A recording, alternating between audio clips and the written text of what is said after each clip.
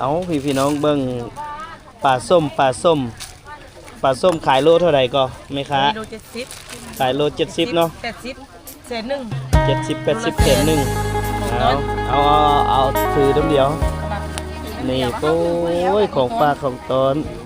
เอาตลาดศรีวิไลเมืองท่าแขกแขวงขมวนถือว่าเฮ็ดพวกหลายแห้งผู้ใดอยากกินคือมาได้เลยนี่เนาะมาได้เลยแรงนี้มาซื้อกินได้เลยเด้อสิโพสให้มื้อนี้นี่มาซื้อรถเนาะถาดละแสนอ๋อปั๊มเบรกน้ำมันอีหยังแน่เปลี่ยนน่ะเรียบร้อยทั้งเบิดน้ำมันกลน้ำมันเกียร์น้ำมันเครื่องน้ำมันเบรกเปลี่ยนในปั๊มเลยน้ำมันคัดอันเดียวกันเนาะโอเคเช็คลูกสาวก่อนมื้อนี้บ่ไหวแล้วเพิ่นไปทำงานนักโพดก็เลยหามาเช็คเครื่องโอ้ปั๊มมันหยังตัวนี้ดูปั๊มนี่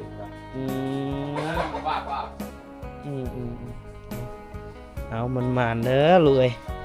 เวียกนักโพดเวียกนักแท้นักว่าโอ้สมควรเลยทำงานนักอีหลีเอาแป๊บคิดบ้างว่ามาอยู่น้ำ2 ปีนะอยู่น้ำเขาจัก2018แต่ว่าปี2018แต่ว่าอยู่น้ำเขามา50,000พี่น้องบ่เตียงข้ามซื้อได้2 ปี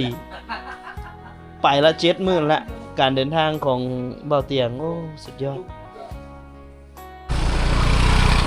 เอาสบายดีมื้อนี้มาเลาะตลาดศรีวิไลบ้านศรีวิไลเมืองท่าแขกแขวงขมวนพี่น้องเป็นตลาดใหม่ตลาดน้อยๆกลางชุมชนเดี๋ยวเฮาสิไปเลาะเบิ่งว่าเพิ่นขายอีหยังแน่แม่ค้าสิงามบ่แถวนี้เนาะไปเลาะเบิ่งกันเนาะมาเบิ่งตลาดขายผักขายยังไงเนาะแม่ค้านี่ผักมีแต่งามๆเนาะมีแต่ผักงามๆประซุมเอาแม่ค้าบ่ได้เดี๋ยวเฮาเลาะเบิ่งตลาดก่อนพี่น้องเป็นตลาดที่เพิ่นเฮ็ดขึ้นมาใหม่เนาะก็ถือว่ามีคนเลาะหลายได้นี่มีคนเลาะหลายแฮงแม่ค้าขายแม่ค้าผสมกันบัดนี้ว้าทุเรียนล่ะน้อยโอ้ทุเรียนทุเรียนนั่นบ่ตัวเอาก้อนทุเรียนความดันขึ้นช่วงนี้ ความดันขึ้นเพราะว่าซับจางแล้วความดันขึ้น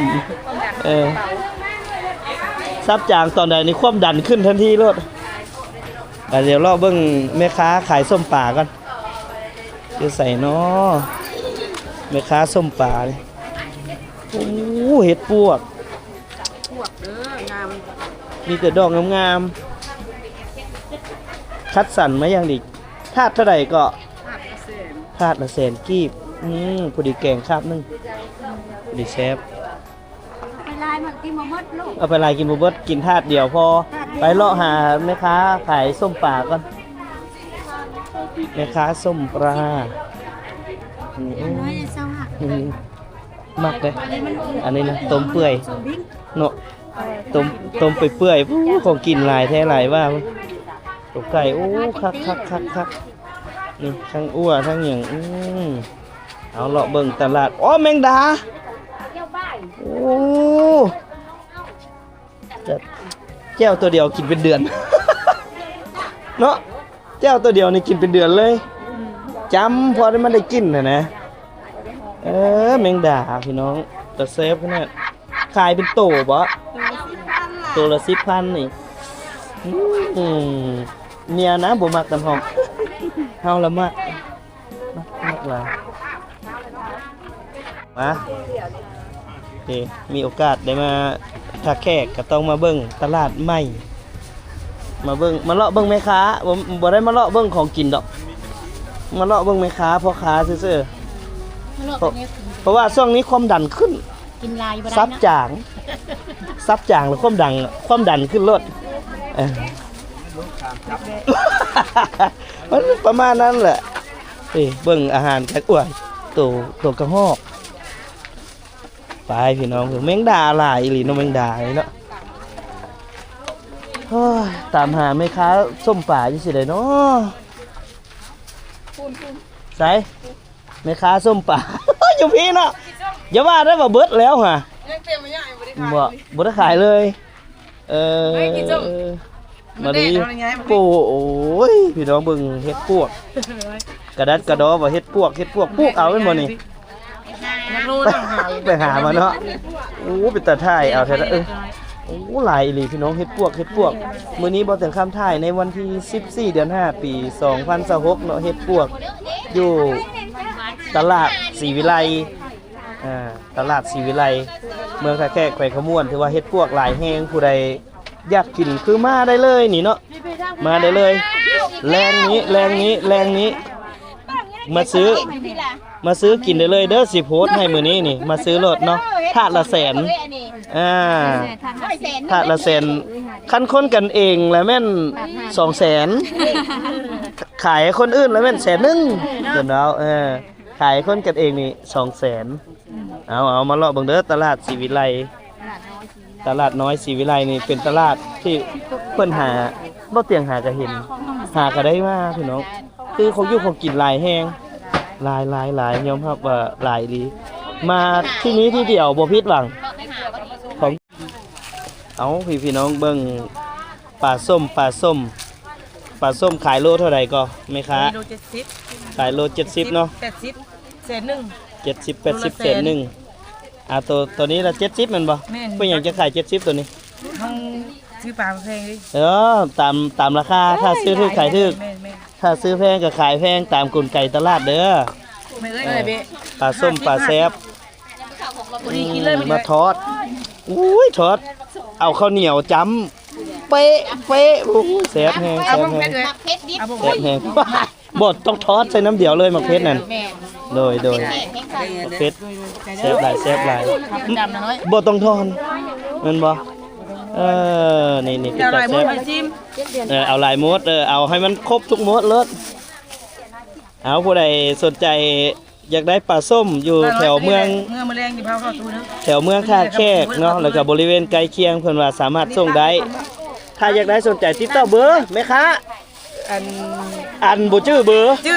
อเว้าเบอร์มา 5208459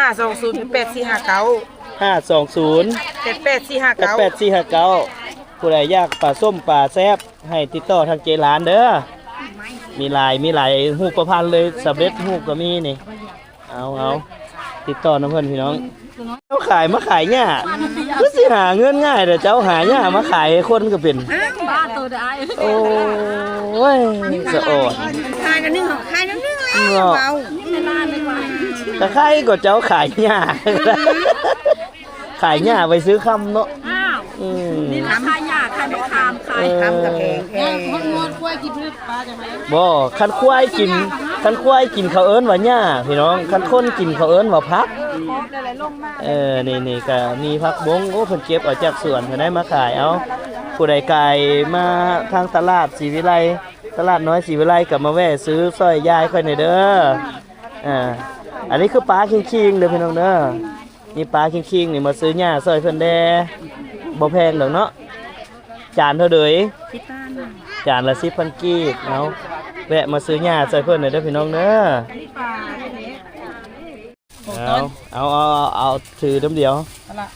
นี่โอ้ยของฝากของตอนเอาพี่น้อง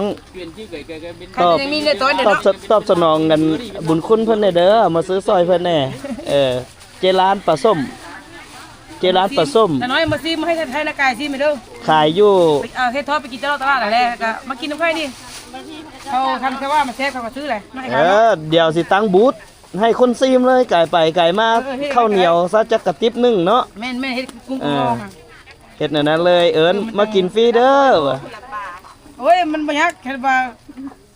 ฝากมาให้มันเพิ่นไว้มาให้ซิมมื้ออื่นแหละมาเอาฟรีว่าสิปลาส้มหันนี่ว่ามื้อนี้ต้องจ่ายเงินก่อนแจกมื้ออื่นสิแจกว่ามื้อนี้เลยให้ซื้อหารปลาส้มเลยมื้ออื่นแล้วแจกฟรีว่ามื้อนี้มาซื้อก่อนแล้วรถสิมื้อเลยบัดนี้แม่นสิออกมาเลยเอาจังได๋ก็แวะซื้อเด้อพี่น้องเด้อปลาส้มเจร้านเพิ่นอยู่ตลาดศรีวิไล เมืองท่าแขก ไปขมวนของพวกเฮาเนาะ มื้อนี้คนหลายแม่นบ่ หลายแนวอยู่ได้กินหลายมัน เป็นเขาเจ้าคือสิฮู้ว่าเฮาสิมาถ่ายคลิปหั่นนะเขาเจ้าก็เลยมา แม่นเลย ไปเฮาเลาะก่อนมื้อนี้เด้อ โอเคขอบ เอ ใจ อ ไอ้ ตั้งมาเอาปลาส้มเลย เฮาก็ตั้งใจจะให้อย่าอยู่เฮาลืม เออ กระเจ้าปวดขาเพิ่นก็บ่ได้ซะมาลืมบ่ได้ ลืม ก็ตั้งใจเลยบอกว่าจะมาแววว่ะ ไป ก็ไปเตรียมไม่ให้แต่เฮือน โอเค เอาไปก่อนบาดนี้ไปก่อน เอาเลาะเบิ่งทางนี้ตื่มอีกพี่น้องจักปลาแห้งปลายังโอ้ยครบอีหลีเด้อมาที่เดียวจบ มาตลาดนี้ตลาดเดียวจบเลยเฮ็ดปวกป่งทุกมื้อพี่น้องแล้วก็12 เดือน อยู่ตลาดนี้มีตลอดแม่นบ่เฮ็ดปวก อย่าตัวเด้อแต่ว่าของอยู่ของกินหลายอีหลียอมรับว่าตลาดน้อยแห่งนี้นี่มีของอยู่ของกินหลากหลายเอ้าไข่มดแดงก็ยังมีอีกบ่นี่มาแล้วบาทเนี่ยมาปัดซ้ายกับมาได้เข้ากล้องน้ำที่โตแล้วหน่อยเนาะไปดูกันนั่นแหละเนาะหลานเนาะรถไปเข้าโทรทัศน์แล้วกันบาท เซตบาทนี้จับวิญญาณไว้ เอาไปปล่อยให้คนเบิ่ง เอาส่งออกต่างประเทศเนาะพี่น้องทั้งอยู่ต่างประเทศก็เห็นภาษาก็คอมเมนต์เพิ่นเด้อคอมเมนต์ปัดซ้ายคนงามเนี่ยเด้อ แม่นมื้อฉลองบ่อน้ำบ้านปุงบ่อนละเมื่อเด้อ มือใด เฮ็ดแล้วพุ่นแล้วจังสิแจ้งลง แน่ลานบอกเลยกับมืออะไร เมื่ออาบน้ำมันป่าซุ่มซนทั้งนั้นเด้ แท้แหละกันลานซ้ายบอก เอาเดี๋ยวมาเลาะเบิ่งของกินอีกเดี๋ยวเบิ่งก่อนมีเดี๋ยวนี่บ่เดี๋ยวเบิ่งอีกก่อนเลาะเบิ่งอีกก่อนหน่อไม้แถมยานางพร้อมแต่ว่าราคาก็บวกเข้าในห้างแหละซื้อหน่อไม้แถมยานางแถมยานางแล้วก็นี่เพิ่นแถมอีกนี่แถมจนเบิดพักสะงอกสะแงะได้หมดแถมแต่ว่าเดี๋ยวเพิ่นจะขึ้นไล่ตำหลังไปเดี๋ยวเฮาเลาะเบิ่งอีกนี่มักแตงไม่หยังนะมักตาลซื้อเนี่ยจักถุงจักใดถุงเท่าไหร่ถุง25เอา2ถุงอ่ะเอา2ถุงเลย2ถุง50ได้บ่ คือลดง่ายเลยใส่มันถุง25,000กับ2ถุง50ลดง่ายอีหลีเนาะหานี่เนาะไม่ใส่ใจก็เจ้าไอ้เอาแล้วงานเข้าเสริมแซมเรียบร้อยพี่น้อง 7,340 บาทเนาะก็พอได้เช็คเรื่องน้ำมันเปลี่ยนกระบอกอีกอย่างแน่หลายอย่างเนาะก็มาเช็คได้นี่หารไอ้น้องอยู่นี่เพิ่นมาตั้งหารแต่ก่อนเพิ่นก็เป็นสร้างอยู่หารอะไรใหญ่อยู่แหละแล้วเพิ่นออกมาแยกตัวออกมาดังแล้วแยกวงนะความหมายของเพิ่นนี่ดังแล้วแยกวงเพิ่นแยกตัวออกมาเฮ็ดธุรกิจเป็นของตัวเองแบการสร้างบอกได้นอกสถานที่100 กิโลเมตรก็ไปเพิ่นว่าคายถึง คันคายถึงแล้วไปตอนแต่ยังบ่มีรถลากรถเนาะยังบ่มี ตายกลางทางเลยแม่นแจ็บ เอามาบ่ได้บ่มีรถลากค่อยพัฒนาไปพี่น้องเอ้ย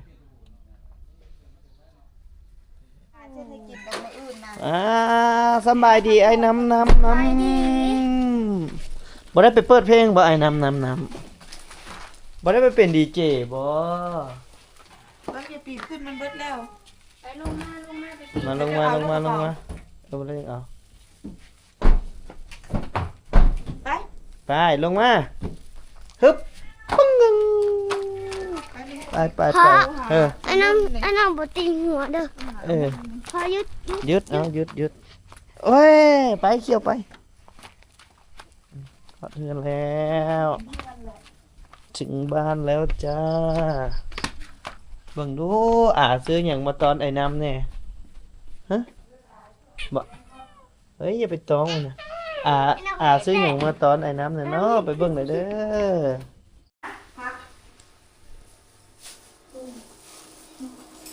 อมักเรียนซื้อมาตอนเมียนี่กบนอกเล็กในกรอบนอกเละใน คุมหลาย ส 250 บาทคันสิซื้อหลายกว่านี้ผัวก็เบิดเงินหลายแล้วเบิดโตแล้ว ซื้อจะมีละ ของเฮา300 ก็เละแล้วเที่ยวกินเด้อ อ้าวเขาเลือกเอาตัวนี้เลือกเอาตัวแบบ เอามาซุปพอดีกินแล้วเมื่อฮอตพูดแล้วพอดีเละของเจ้าแล้วก็นอกนุ่มได้แล้วพอดีนิ้นเอาละมากเละๆเฮาไว้กินกับข้าวมื้ออื่น เอาถึงแล้วพี่น้องเดี๋ยวกำลังแกงเพิ่นกำลังแกงหยังก็ อันนี้ต้มไก่ให้เด็ก อืม ๆน้อยๆจังสีแกงให้คั่ว แกงเห็ดปวกเอาอยากกิน อาหารแรง นึ่งข้าว มาแล้ว ถึงแล้วโอ้กินบ่ท่าเลยเนาะ คนแซ่บ หิวข้าวโอ้ไอ้น้ำกินหยัง ว้าว โอ้กินกับข้าวอีกได้เพิ่นน่ะนะกินทุเรียนกับข้าว ทุเรียนแต่น้อย คือโห คนนี้ก็เคยกิน กับข้าวบ่เฮ้ย เอาข้าวใส่ไหม ใช่เขามีแห้งยาวเลยเนาะ เอ้ยแซ่บเนาะเพิ่นเนาะเอามาเฮ้ยแกงเห็ดปวกมั้ยเรียบร้อยไปเลาะตลาดมาก็บ่เตรียมก็ซื้อมาให้เมียแกง เมนใช่ไหม บ่แม่นบ่บ่ได้ที่จริงบ่ได้ซื้อเห็ดปวก เมนนั้น ผู้ใดเอามา เขาจะมาขาย เอาพี่น้อง นั่นแม่ ได้มากินข้าวแรงอยู่เพื่อนอยู่ซ่านกันเดี๋ยวบ่เตียงกันสิขอกินข้าวก่อนพี่น้องเว้ย เพราะว่าอะไรหากระตัก นี่นั้นแกงเห็ดปวกเอ้ยมันขนาดนั้นนะเคยค่อยก็เคย เอา กิน ว่าสิกินมาเนาะเราจะคายว่าเดี๋ยวบ่เตียงขอจบคลิปไว้ซ้ํนี้ก่อนเอาไว้กันหน้าพอกันพี่น้องแซ่บๆกับครอบครัวพวกเราแกงเห็ดปวกเด้อ